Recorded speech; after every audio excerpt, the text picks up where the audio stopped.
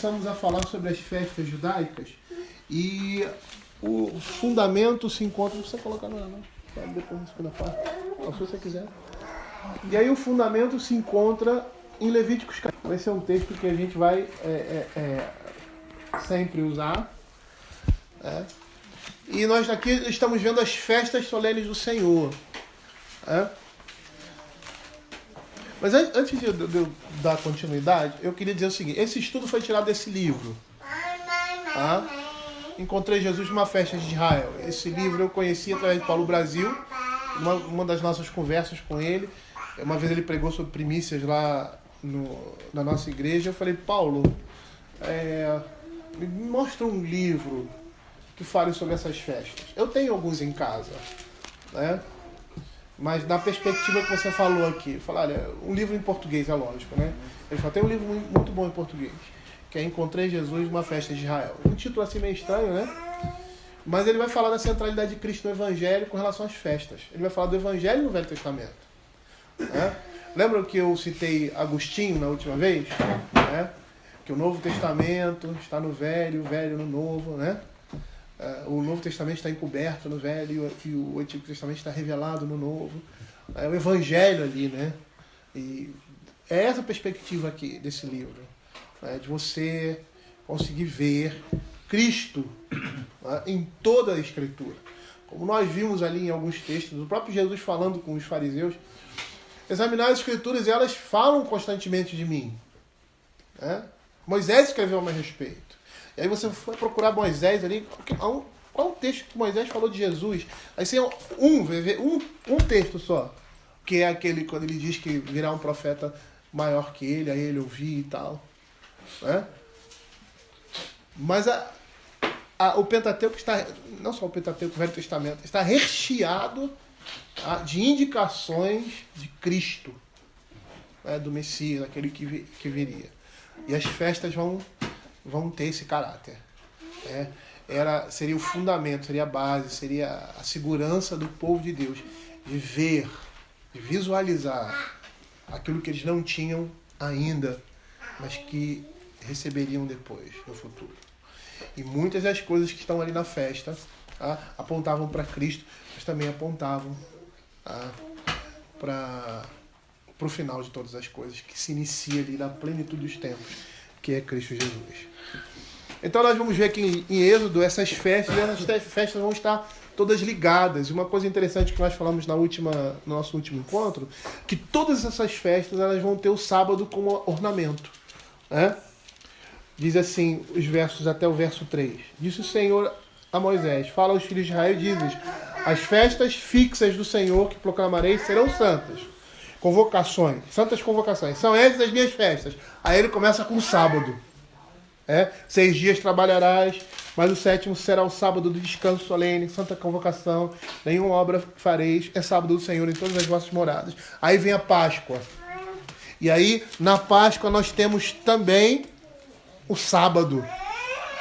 Aí você tem as primícias. Aí você tem nessas festas também o sábado, nós vimos isso. E em todas elas você vai ter, iniciando ou terminando as duas coisas, o sábado do dia do Senhor, o 7º dia. Então nós vimos isso. E aí eu gostaria de relembrar algumas coisas. Por quê? Porque nós falamos que a história da Escritura ela está desenvolvida em determinadas tramas. Num enredo. E esse enredo envolve criação, queda, e redenção. E nós falamos que a questão, na criação, a questão central não era se ou quando Deus criou, mas quem ele era e o que o mundo era em relação a ele. E nós falamos também no 7º dia, quando Deus descansou. E isso representava ali o sábado, pela primeira vez na narrativa bíblica, marcava a alegria de Deus, a celebração dele, o prazer, porque a criação era perfeita e desfrutava de shalom, de paz. Quando a gente fala em shalom, shalom para o judeu, tinha um conceito muito maior do que nós temos hoje, de paz. Shalom representava a paz de Deus, entre o Deus e o homem. Aquilo que acontecia ali no Éden, do Senhor vir na viração do dia, conversar com o homem e ter aquela comunhão e estar em paz com o homem e com a criação. É isso que representa Shalom na Escritura. Então, a primeira vez que o sábado aparece, guardem isso, marca a alegria de Deus, a celebração dele, o prazer, porque a criação era perfeita e desfrutava de paz. E aí nós falamos sobre criação, queda e redenção. E aí fomos para os tipos e sombras. Por que as festas? Porque as festas representavam esse terceiro momento. Você tem a criação, aí logo depois você tem a queda, e na queda o Senhor já apresenta a redenção. E a partir dali você tem a redenção em Cristo Jesus. Esse processo, né, por meio da história e para o povo de Israel, que era um povo que vivia. É interessante porque ele vivia em torno disso. O povo de Deus vive em torno da salvação, da sua salvação. Ele vive em torno do reino de Deus e as festas fixas foram dadas com esse propósito. O calendário, como nós falamos judaico, girava em torno do quê? Da redenção de Deus com o seu povo. A vida deles girava em torno disso. O centro da vida judaica, os seus dias, dia a dia, os calendários e tal, e todas aquelas festas anuais giravam com esse alvo. E o povo de Deus respirava e vivia nessa ótica. E aí nós falamos, sobre o tipo, o que seria o tipo, e demos aquele exemplo, da comida de Natal e tal, porque o tipo é um antegosto daquilo que viria. Era como se você provasse uma comida gostosa, e eu dei exemplo de Natal, quando você entra na cozinha e come aquelas coisas gostosas, mas você come um pedacinho só. Você tem a degustação do que vai ser depois. E as festas judaicas representavam isso. Proporcionavam ao povo de Deus um gostinho autêntico e real da redenção que o Messias iria trazer séculos depois, levando o povo a ansiar com fé e esperança pela revelação plena da dádiva de Deus. E aí nós entramos no sábado em si. Nós falamos que, como eu disse anteriormente, que o sábado é a moldura de todas as festas. Todas as festas você tinha o sábado presente. Começava e terminava, às vezes era no meio da festa. Então o sábado adornava todas essas festas, e apontava para esse descanso. E nessa perspectiva da lembrança, do descanso, que é o primeiro ponto que nós desenvolvemos, lembrar e descansar, o alvo, a criação.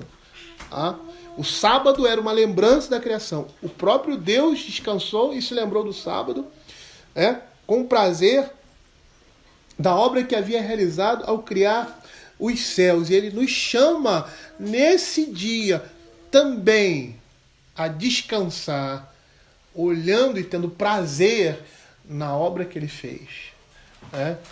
Criando o mundo como foi criado em harmonia.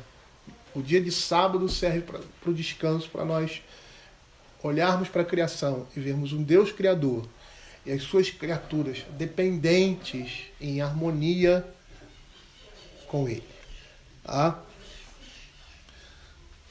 E entender também, nesse dia, que o seu significado e propósito dependia de Deus, daquele e derivava dele e daquele que criou todas as coisas.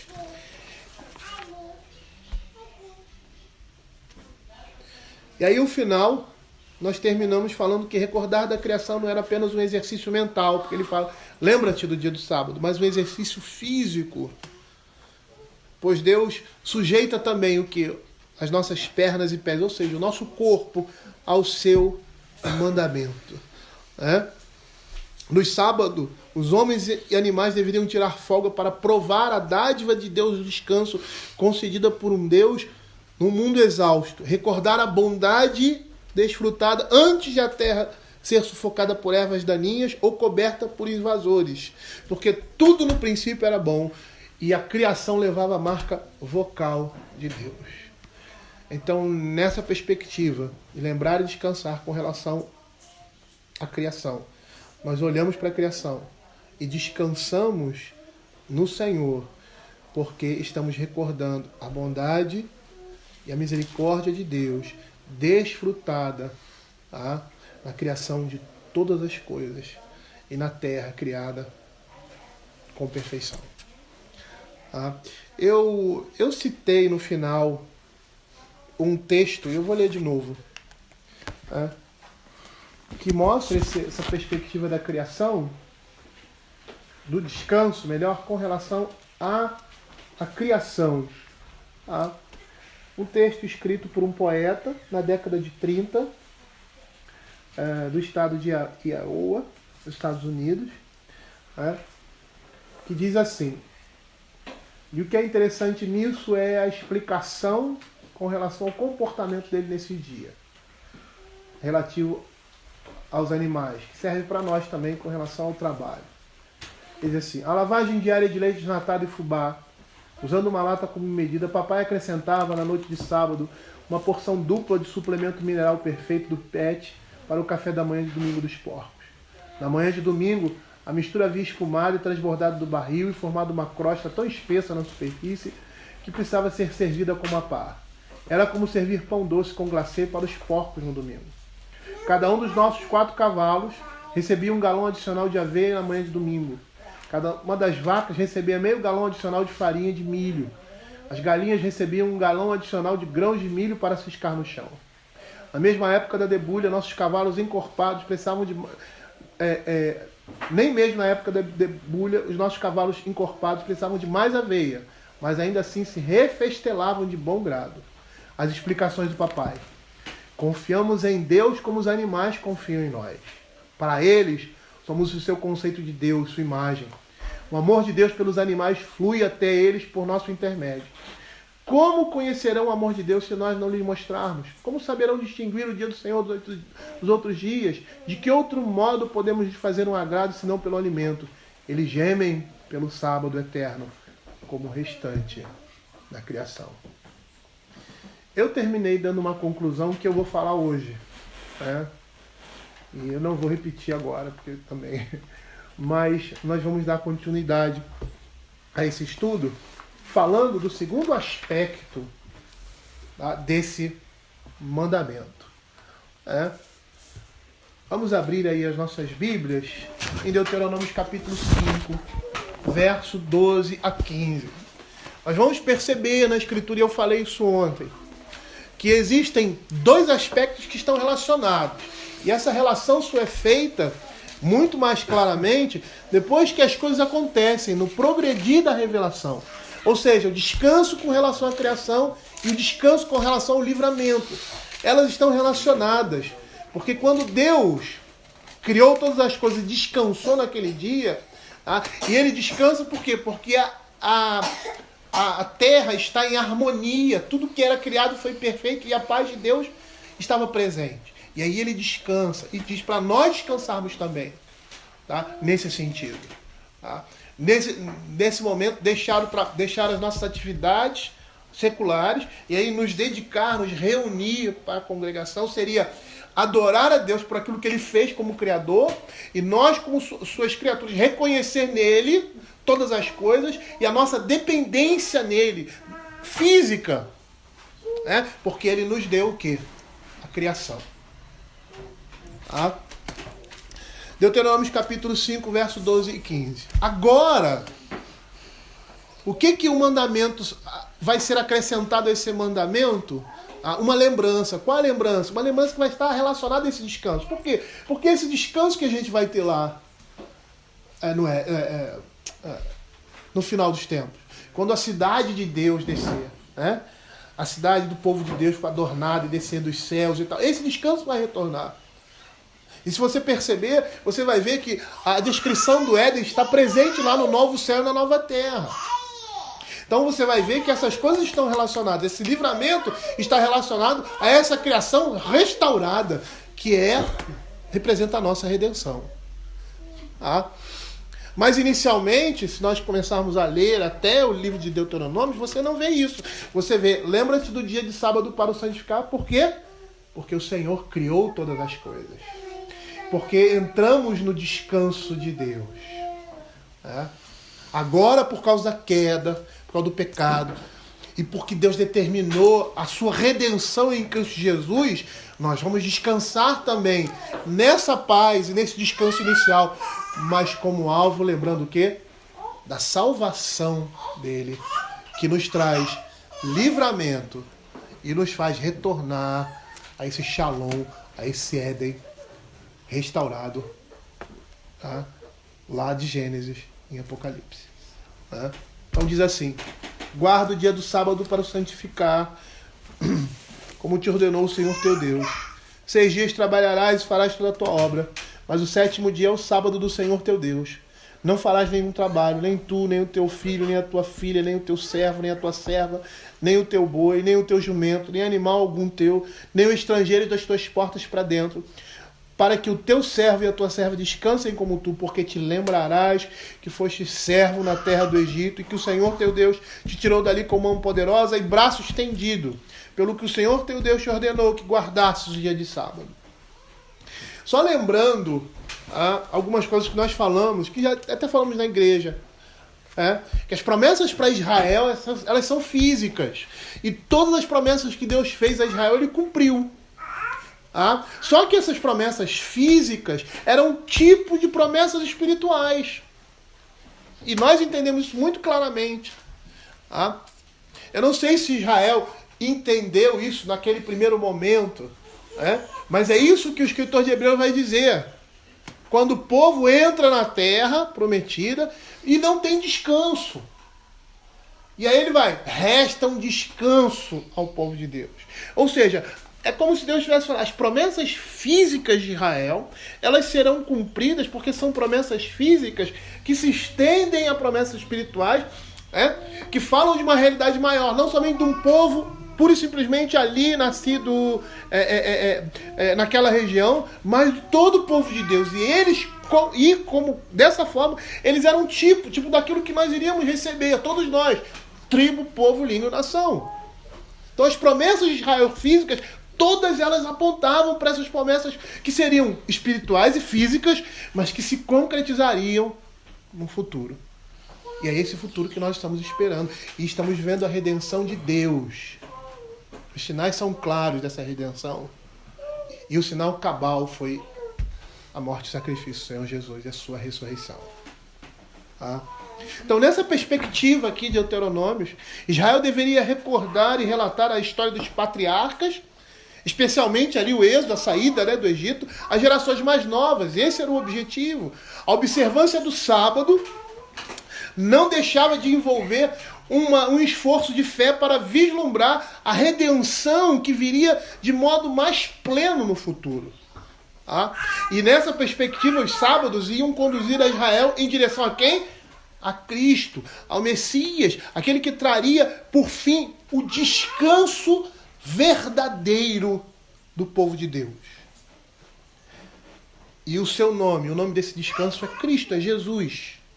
E todos os sábados ali no Antigo Testamento, quando eu falo todos os sábados, eu quero lembrar vocês que não existia somente um sábado. Você tem o sábado do 7º dia, mas você tinha o 7º ano, e você tinha também os 7 sábados, como nós vimos lá.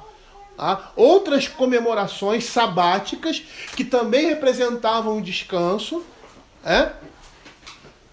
e que até o apóstolo Paulo fala ali, quando vai falar, acho que é os Colossenses, se eu não me engano, que ninguém vos julgue por sábados, lua nova, e ali estava se referindo às festas judaicas, não ao sábado necessariamente o dia do Senhor, mas que a nossa perspectiva hoje seja mais completa, por causa da progressividade do evangelho com relação ao sábado, porque o sábado para nós agora ele é concreto. Por quê? Porque antes era promessa e agora para nós é concreto, porque se completou em Cristo Jesus. Então Jesus é esse sábado. E todos os sábados do Antigo Testamento, o ano de jubileu, lembra do ano de jubileu? 49 anos, você vendia a sua terra, você podia se vender como escravo por causa de necessidades financeiras. E aí no ano do jubileu, tudo era redimido, ou seja, voltava à condição anterior. A propriedade voltava para a mão dos seus senhores, os escravos eram libertos. A terra também tinha um período de descanso, né? Que tinha o ano sabático, né? Era o ano sabático. E o dia do jubileu. Então lá em Mateus capítulo 11, abram aí Mateus capítulo 11, nós vamos ver esse Cristo e o sábado se cumprindo nele. Mateus capítulo 11, verso de 28 a 30. Diz assim: Vinde a mim todos que estáis cansados e sobrecarregados, que eu vos aliviarei. Tomai sobre vós o meu jugo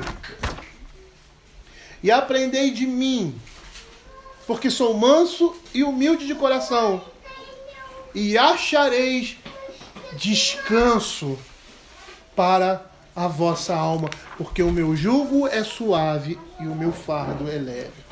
Nós vamos perceber aqui, no final do capítulo 11, né? No capítulo 12, você tem ali, Jesus é Senhor dos sábados.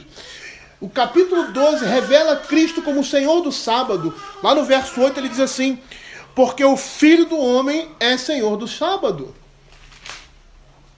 Então nós percebemos que o sábado agora se completa e aponta para Cristo.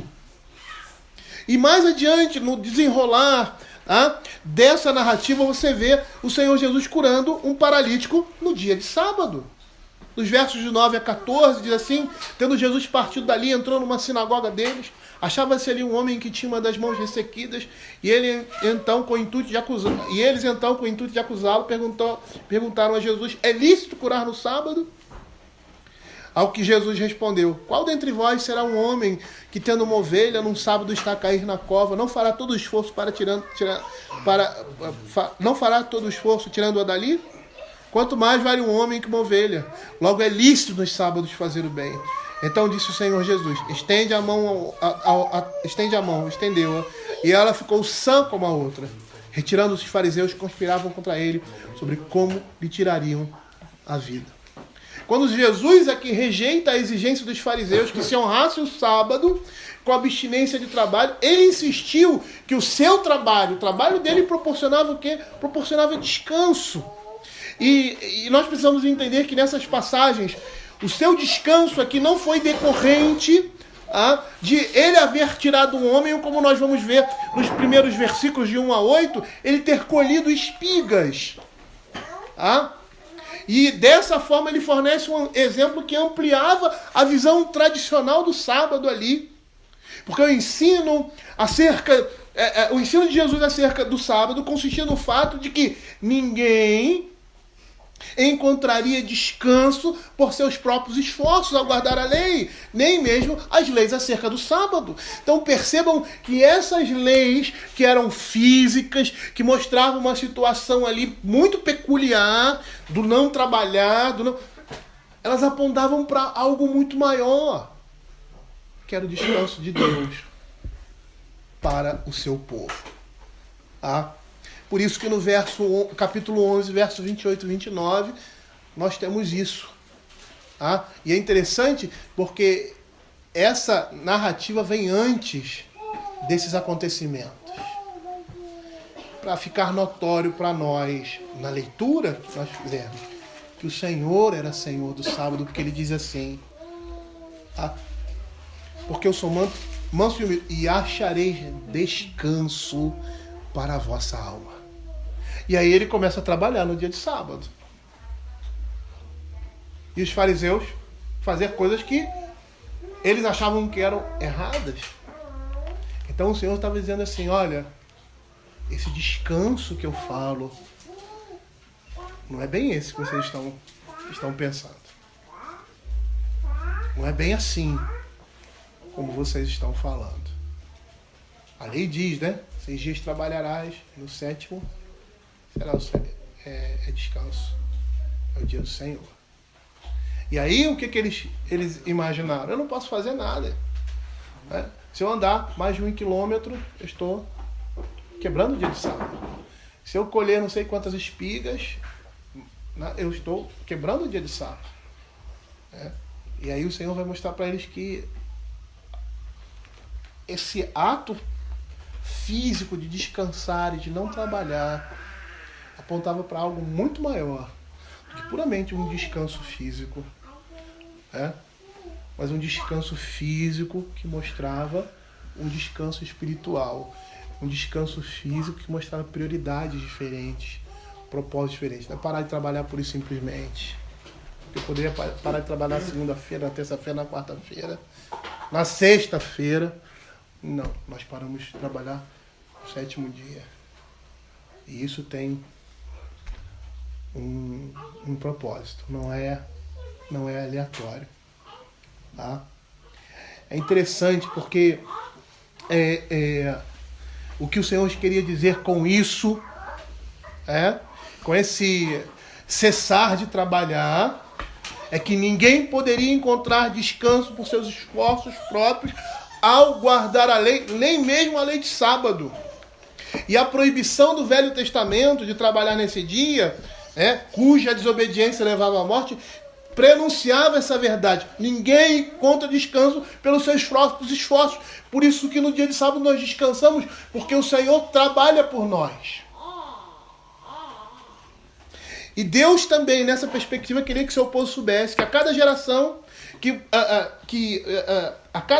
que buscasse descansar por meio desses esforços humanos, seria um projeto destinado ao fracasso. Por quê? Porque eles nunca poderiam achar repouso ao final dessa busca, ao final desse trabalho. Por isso a proibição. Trabalhar na tentativa de encontrá-lo. E Paulo vai falar isso. No primeiro momento, com relação à criação, nós descansamos. Por quê? E eu vou falar sobre isso aqui, porque nós sabemos que o Senhor supre as nossas necessidades. E é Ele quem diz: 6 dias vocês vão trabalhar, mas o 7º dia vocês vão descansar. E nós devemos confiar em Deus, para que nesse dia Ele supra todas as nossas necessidades. Por isso o povo no deserto recebia a porção dobrada do maná na sexta-feira. Porque no sábado era Deus que estava provendo para eles. Não que fosse nos outros dias, mas nos outros dias o que estava acontecendo? Eles estavam trabalhando. Né? Esse suprimento de Deus vinha de forma indireta. A gente pode dizer assim: eu precisava trabalhar a terra para poder colher. O 7º dia não. Eu não faço nada. E qual era o propósito com isso? É lógico não fazer nada. E aí você vê que é o dia de culto, de adoração, em que o Senhor convoca o seu povo para adorar, né? Confiando nele, que Ele vai suprir as nossas necessidades, louvando e bendizendo Ele, porque Ele criou todas as coisas em harmonia, e nós estamos louvando o Criador pela sua criação, como criaturas que reconhecem que Deus supre e nós dependemos dEle. Esse é o propósito ali, de descansar no 7º dia, nessa perspectiva criacional. Mas agora essa perspectiva criacional vai apontar para o quê? Para a nossa salvação. Por quê?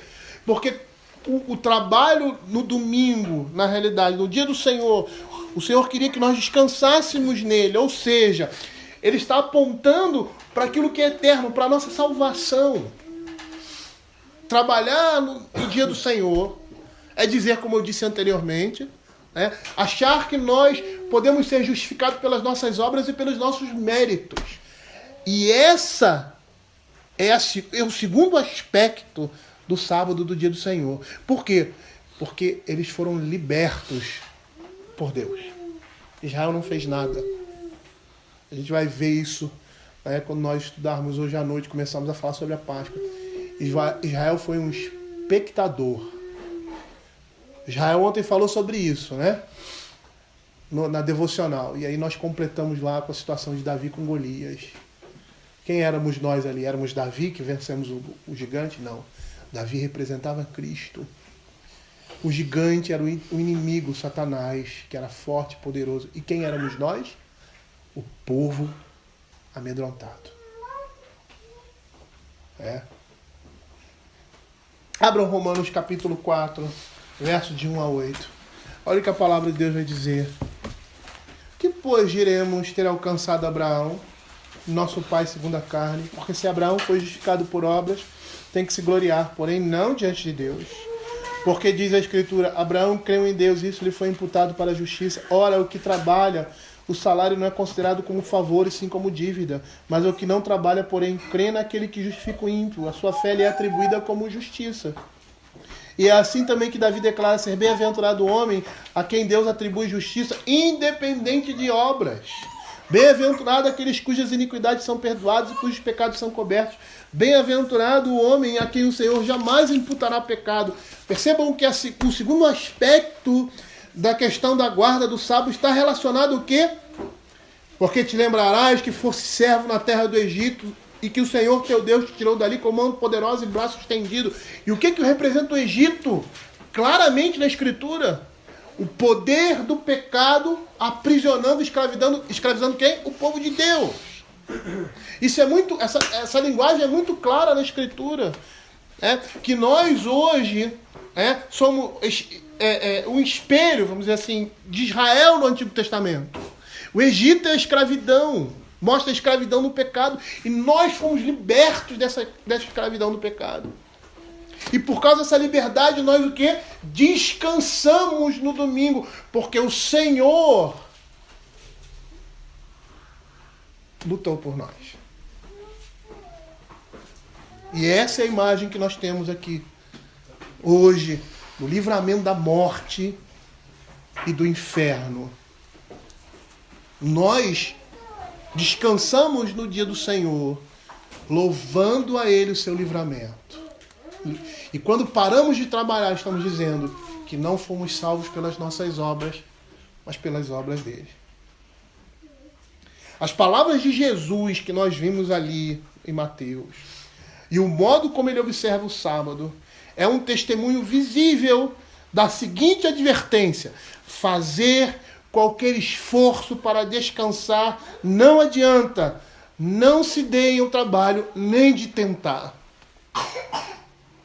Lá no Salmo 127, dentro desse contexto, olha o que a palavra de Deus diz, verso 1 e 2. Se o Senhor não edificar a casa, em vão trabalhos que edificam. Inútil vos será levantar de madrugada, repousar tarde, comer o pão que penosamente granjeaste, aos seus amados ele dá enquanto dormem. O dia do Senhor representa isso. E o cessar de trabalhar, ou seja, o lembrar, como ele cita ali, com os pés e as mãos vão apontar para o quê? Para a obra que Cristo fez na cruz por nós e que nós não precisamos trabalhar, como diz o apóstolo Paulo, porque aquele que trabalha recebe o salário como dívida, mas aquele que não trabalha crê naquele que justifica o ímpio. E nessa perspectiva, lembrar e descansar está relacionado ao nosso livramento. Quando você trabalha no domingo, quando você cuida dos seus próprios interesses, você está dizendo que vive por meio de suas próprias obras. Justifica-se por meio delas. Lembram que essa relação entre o físico, e eu vou chamar de espiritual, porque também vai se manifestar fisicamente, elas estão ligadas. O não trabalhar no domingo, que está relacionado à criação, está relacionado ao livramento, está relacionado a nós, a obra que Cristo fez por nós. O nosso descanso, o nosso deixar de trabalhar. Então percebam que não é o deixar de trabalhar pura e simplesmente, mas o que ele significa. Representa que nós confiamos em Deus para suprir as nossas necessidades. Reconheça que nós confiamos no Senhor, porque da mesma forma que na nossa vida espiritual, como Paulo fala ali, né? A luta contra o pecado, nós trabalhamos, mas nós descansamos em Deus, porque o nosso trabalho é vão sem Ele. E porque o livramento de Deus foi que nos trouxe liberdade.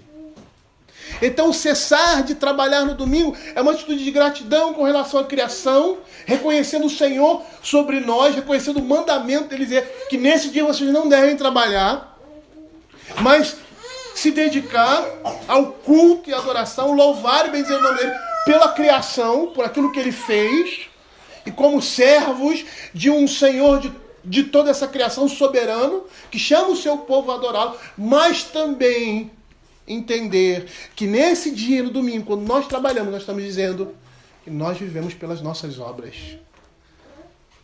e que somos justificados por ela, porque estamos trabalhando nesse dia. Mas, pastor, qual é a relação? A relação é essa, figurativa, que nós vemos na Escritura. Aquilo que é físico manifestando-se espiritualmente.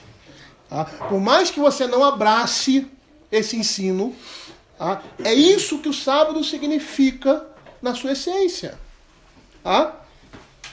Se formos aqui focar no trabalho em si, por não descansar nesse dia, estamos dizendo que precisamos fazê-lo para que haja suprimento em nossa casa, fixando no trabalho. E assim estamos dizendo que é pelas nossas mãos que vem o nosso sustento, e somos totalmente dependentes de nós mesmos e não temos ninguém por nós. Se nós formos focar esse mandamento com relação ao trabalho. Por quê? Porque a Escritura diz claramente que é o Senhor quem nos sustenta, não só sustenta a nós, mas sustenta no mundo. Abra aí Mateus capítulo 5, verso 45. Ele vai dizer assim: eu, porém, vos digo, amai vossos inimigos e orai pelos que vos perseguem, para que vos torneis filhos do vosso Pai Celeste, porque Ele faz nascer o céu sobre maus e bons e vir chuvas sobre justos e injustos. Percebam que nós trabalhamos, mas é Deus quem dá. O nosso trabalho é inútil. Inútil vos será levantar de madrugada, repousar tarde, comer penosamente o pão que granjeaste. Por quê? Porque nós dependemos do Senhor. No físico, o Senhor nos chama a participar disso, trabalhando 6 dias. Mas isso aponta para a nossa vida espiritual. Nós não trabalhamos, nós não fizemos nada. Pelo contrário, para recebermos o livramento do Senhor. Abra aí Mateus capítulo 6, versos 31 a 33. Percebam como o Senhor é Ele quem dá todas as coisas. É Ele quem provê e é Ele quem chama você para descansar no domingo. O descanso físico, o não trabalho. Por quê? Porque Ele vai sustentar. Ele é o Senhor sobre todas as coisas. E Ele quer que você contemple a sua criação, ou seja, adore ao Senhor, contemplando a sua criação, confiando nele, que naquele dia que você não vai trabalhar, Ele vai suprir. Porque Ele dá àqueles que seus filhos, quando estão dormindo. Ou seja, quando estão na inatividade, quando são inativos, Ele dá. Aos seus amados Ele dá enquanto dormem. Olha o que diz: portanto, não vos inquieteis dizendo que comeremos, que beberemos ou que nos vestiremos, porque os gentios é que procuram todas essas coisas, pois vosso Pai Celeste sabe que necessitais de todas elas. Buscais, pois, em primeiro lugar o seu reino e a sua justiça, e todas essas coisas vos serão acrescentadas. Se Deus nos ordena descansar nesse dia para nos dedicarmos à sua adoração de forma completa, para relembrarmos que Ele é o nosso Deus, para confiarmos, e com a nossa adoração e com o nosso cessar de trabalhar, nós confiamos porque Ele é o Senhor quem dá todas as coisas, como nós vimos aqui nesses 2 capítulos de Mateus. É o Senhor quem nos dá, é o Senhor quem nos sustenta. Se Ele nos chama a descansar nesse dia, nós temos a obrigação de descansar. De nos voltar nesse dia exclusivamente para a adoração e para a devoção. É por isso que a nossa confissão de fé, ela fala que no dia de sábado é lícito obras de misericórdia.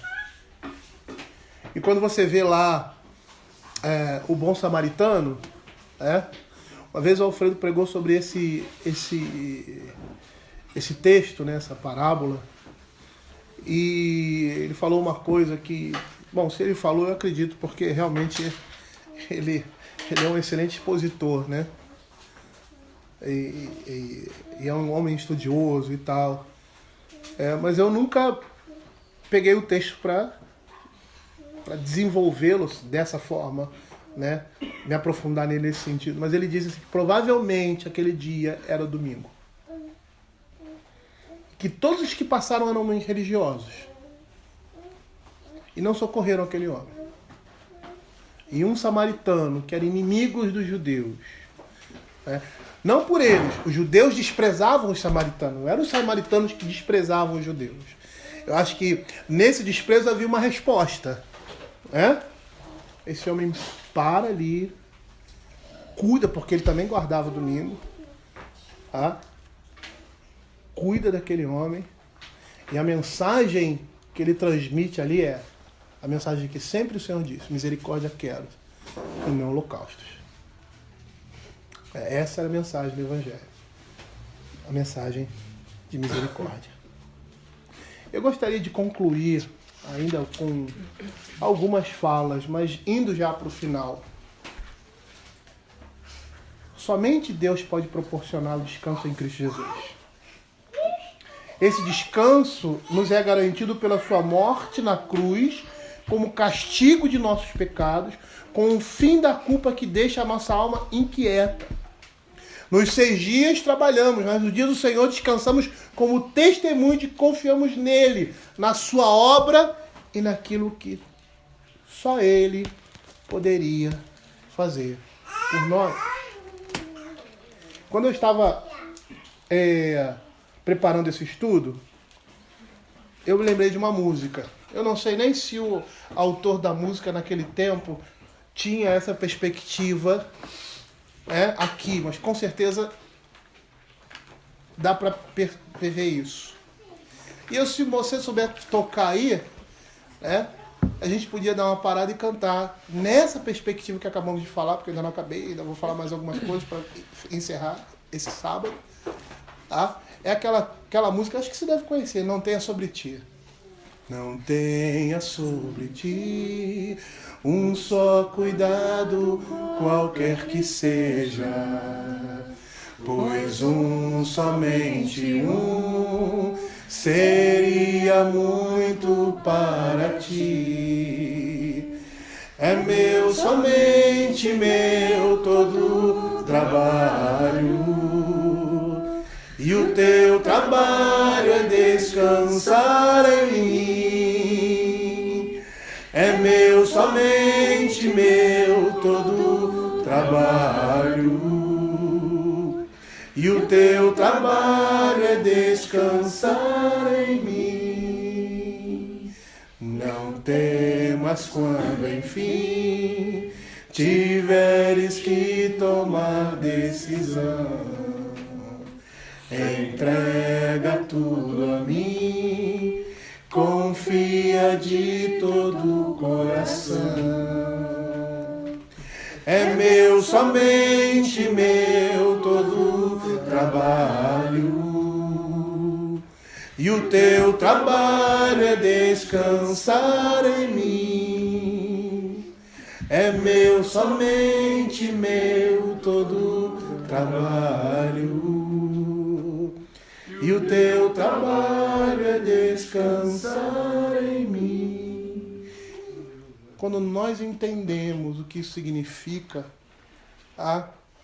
nós entendemos o que Jesus está dizendo assim: tomai sobre vós o meu jugo e aprendei de mim, que sou manso e humilde de coração, e achareis descanso para a vossa alma. Quando o Senhor fala isso, Ele está falando para um povo que estava carregado, pesado com as exigências da lei. E não é a lei que Deus instituiu, é a lei que foi distorcida por nós, e nos foi dada como peso. E aí o Senhor vai dizer assim: vocês que estão sobrecarregados, que não estão conseguindo levar esse fardo, porque quando nós nos prendemos à lei, a lei de Deus, que é boa, mas com uma perspectiva humana e material, pura e simplesmente. Quando nós não olhamos através dela e percebemos o que realmente ela representa, nós estaremos trazendo julgo sobre nós.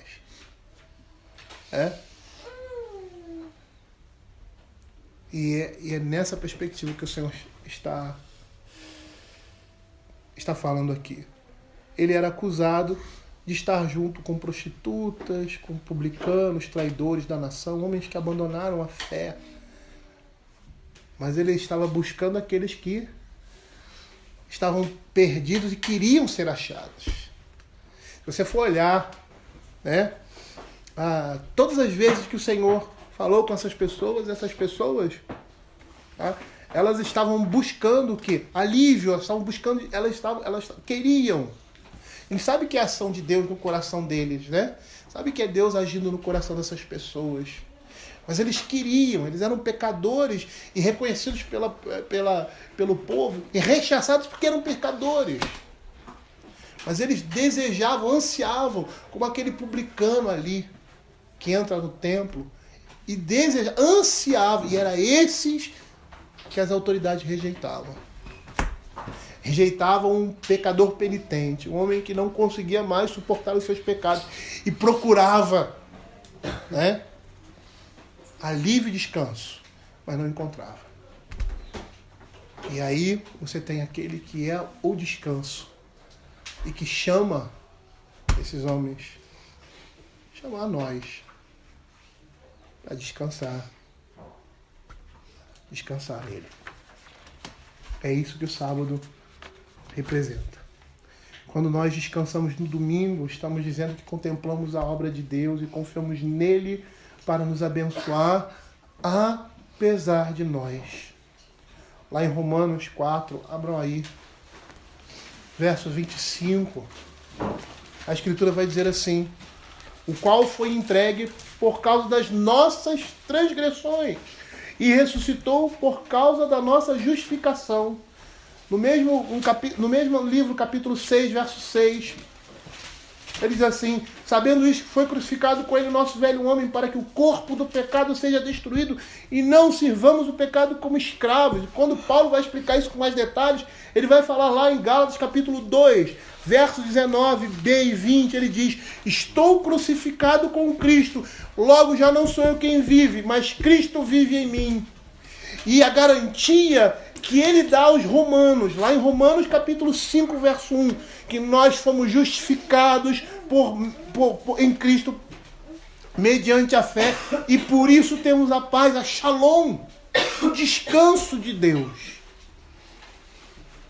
por meio dele, o nosso Senhor e Salvador Jesus Cristo, por quem obtivemos acesso pela fé, como diz a palavra do Senhor, a esta graça na qual estamos firmes e nos gloriamos na esperança da glória de Deus. E ele conclui, lá em Romanos capítulo 8, verso 1, que agora, diante da cruz, já nenhuma condenação há para os que estão em Cristo Jesus. Isso trata-se de um descanso profundo, pois vai libertar a alma do homem do peso da culpa dos pecados cometidos e da obediência que foi omitida. E nós sabemos que essa inquietação do mundo e da alma ainda não foi eliminada de todo. É o que nós vimos lá em Romanos capítulo 7. Nós vemos que o sofrimento, o choro, a morte continuam a fazer parte da nossa experiência, que marca as nossas velhas inquietações. Mas tem uma diferença. Agora, essas coisas são instrumentos na mão do Senhor, do Redentor, para nos aproximar dele e aprendermos a descansar nele. Eu quero ler aqui um caso que vai elucidar isso, vai fechar isso que nós estamos falando aqui, de um casal, não sei se esse é o nome verdadeiro deles, James e Rebecca. E diz assim, que mostra essa velha inquietação né? Que nós falamos, o sofrimento, o choro, a morte, essas coisas por causa do pecado na nossa vida. Diz assim: James e Rebecca formavam um casal exemplar, recém-casados, perto dos 30 anos de idade.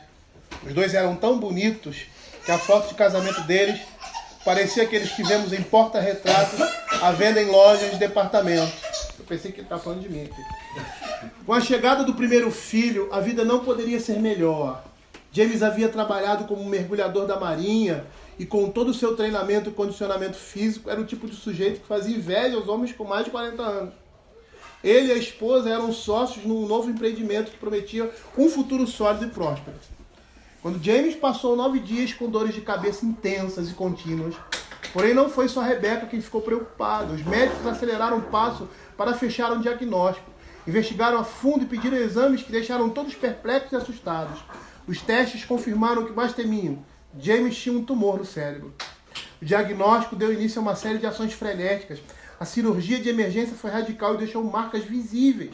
A radiação subsequente matou células de forma indiscriminada e destruiu não apenas as células malignas, mas também os folículos de cabelo, e a quimioterapia causou uma exaustão para a qual nenhum homem jamais está preparado. As lágrimas deram lugar aos medos e os temores trouxeram mais lágrimas à medida que o desconhecido começou a tomar o lugar, antes ocupado pela segurança de tudo que era rotineiro. Em princípio, mal falavam no tumor. Era o elefante cor-de-rosa que todo mundo sabe que está presente na sala, mas ninguém quer reconhecer. Aos poucos, pela fé e com o apoio de familiares e amigos, o tumor se tornou uma realidade com a qual o casal precisou lidar. Um elemento da vida diária, mas não um elemento definidor. James e Rebecca continuam a descansar em Cristo, como todos nós. Eles não sabem o que o futuro lhes reserva. Se alguém lhes perguntar, porém, não hesitarão em responder que estão em paz. Histórias como essas nos lembram de que o nosso descanso em Cristo Jesus possui um ainda não indescritível. É aquilo que o escritor de Hebreus vai dizer no capítulo 4, verso 9. Portanto, resta um repouso para o povo de Deus. Nós habitamos em um mundo corrompido, estamos sujeitos às mazelas, às consequências, à corrupção universal e todo o pecado pessoal que temos.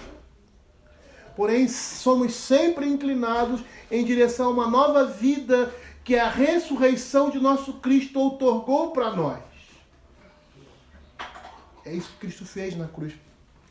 É isso que Calvino fala quando diz que o crente sobe sempre um degrau, no mínimo um degrau. Nós somos impulsionados, inclinados a essa nova vida em Cristo Jesus. Quem vai se chegar a Cristo, ou seja, quem se chega, quem se aproxima de Cristo, encontra perdão, alegria, esperança proporcionada por Deus pela obra que Ele consumou na cruz. Nessa realidade, nem sempre nós vamos experimentar a cura completa nesse mundo, né? Nossos pecados não vão desaparecer da noite para o dia, muito menos as suas consequências. Alguns comportamentos pecaminosos, desvirtuados ao longo do tempo, vão trazer dificuldades para nós. Mas você vai ver pessoas que serão libertas do vício, mas vão ter um fígado corroído por resultado de anos de excesso de bebida. Pode ser que alguns fiquem marcados, e nós ficamos marcados por pecados cometidos anteriormente pelo resto das nossas vidas. Mas mesmo assim, podemos provar uma parte desse descanso. Mas ainda não somos saciados pela mesa do banquete completo, porque resta um descanso para o povo de Deus.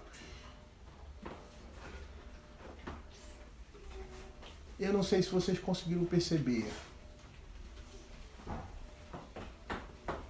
mas é muito mais do que não trabalhar ou não fazer nada. É muito mais do que isso. É não considerar o trabalho nesse dia. Porque a nossa mente, o nosso coração está voltado para o que esse dia significa. Por isso que quando algumas pessoas trabalham, às vezes por necessidade, às vezes até porque foram convocadas pelos seus patrões, que são homens que não temem o Senhor e que são gananciosos, e que eu tenho a obrigação de trabalhar nesse dia, tá? Essas coisas não são imputadas a nós. Por quê? Porque não é o trabalho em si. Não é parar por simplesmente trabalhar. Mas é o que esse dia significa. Eu sempre falo isso. Eu falo às vezes para Simone que uma das coisas mais difíceis hoje em dia é guardar o dia do Senhor. Porque nós não entendemos o que isso significa, muitas vezes. Porque nós não temos essa ótica aqui. Na palavra de Deus. Por quê? Porque não é parar pura e simplesmente. É parar porque aquele dia significa algo para nós. Nosso trabalho, por exemplo, dia de semana, eu, por exemplo, trabalho muito em casa, tanto para a igreja quanto para a escola. O meu trabalho na escola é mole, o trabalho difícil, mole entenda, né? É em casa, preparar a aula, pesquisar, aquela coisa toda, trazer exercício. Então, às vezes eu estou em casa, a Simone, Aurélio, compra esse negócio para mim. Aurélio, faz isso aqui para mim.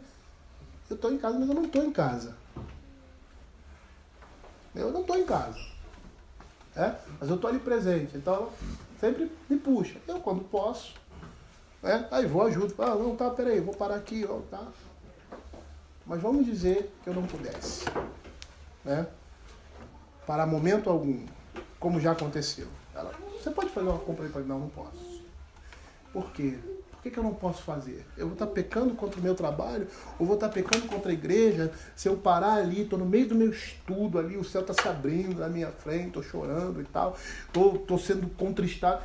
Eu vou pecar se eu pegar aquela lista de compras da Simone, parar no meio e comprar? Não vou pecar. Mas por que eu não vou fazer isso? Eu até posso fazer, mas por que eu não vou fazer isso? Porque o meu dia está concentrado. E todas as outras coisas são deixadas de lado. Por quê? Porque a prioridade é o descanso de Deus.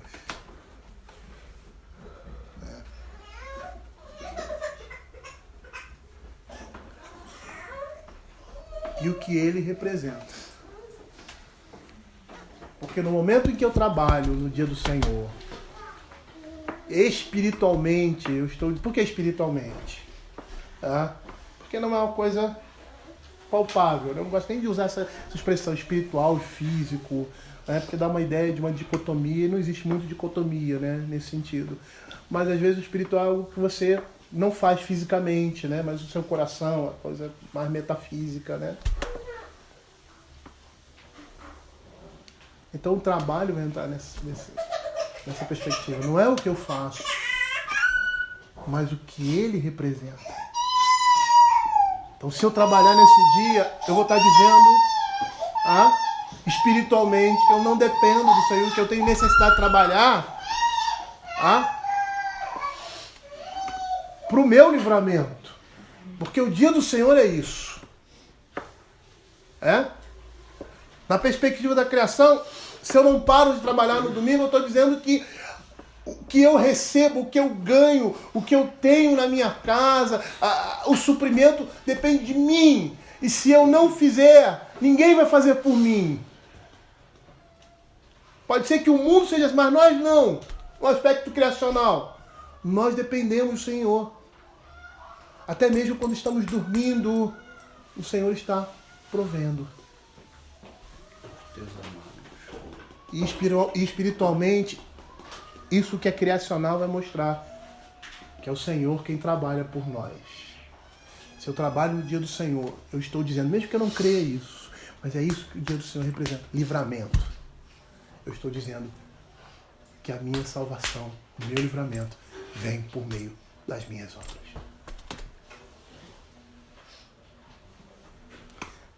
Por isso que é um exercício de fé. Porque no dia do Senhor eu vou abrir mão dessas coisas.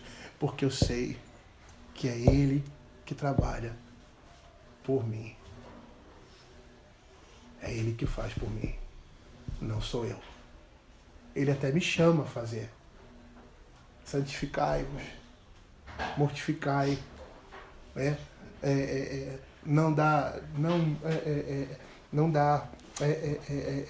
vazão aos desejos carnais. Né? Não reine por imperativos morais. Né? São ordenanças. É o nosso trabalho. Mas nós precisamos entender que nós trabalhamos na dependência dele. Não vai adiantar de nada eu externamente não deixar os meus membros serem escravizados pelo pecado. Eu externamente ter um comportamento, né, devocional, ter aí diariamente, eu vou ler a minha Bíblia, eu vou fazer. Nada disso vai adiantar. Se